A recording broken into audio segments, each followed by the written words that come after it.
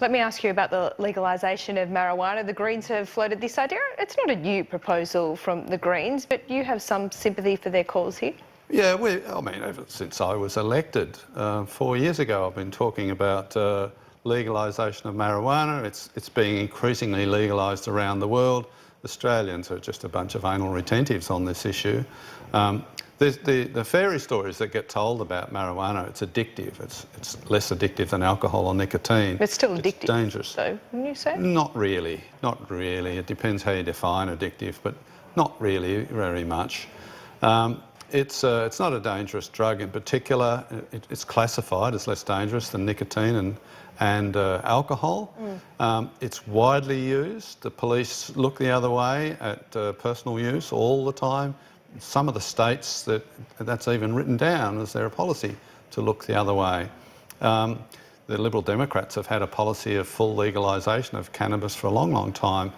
There was a study in 2010 which said Australia spends $1.7 billion on drug law enforcement, and of that, $1 billion is marijuana related. That's a ridiculous waste of money. That $1 billion could be spent on all sorts of other things, including chasing drugs that actually matter. The other argument that's used against marijuana is it leads on to other drugs. It doesn't unless the people selling you marijuana also sell other drugs. There is no, oh, this is not powerful enough, I've got to go and get something more powerful argument to be made. It's just that if you hang around with criminals who sell drugs, and they are criminals because it's illegal, then you're going to be offered other things. But in Colorado, for example, where recreational marijuana is totally legal, it's generating hundreds of millions of dollars in taxes for the state government.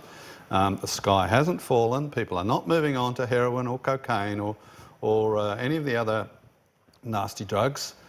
It's become an industry. Think about the positives. There would be farmers growing it. There would be processors producing it. There would be people being employed. There would be GST being paid. And we actually had the Parliamentary Budget Office calculate how much GST would be paid if Australia legalised it. It's $300 million.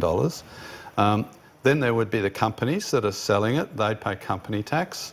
Then there's the employees of those companies. They'd all be paying income tax. And all of those police who are running around trying to bust the people who are growing marijuana and smoking marijuana, they'd be able to go and do something much more useful.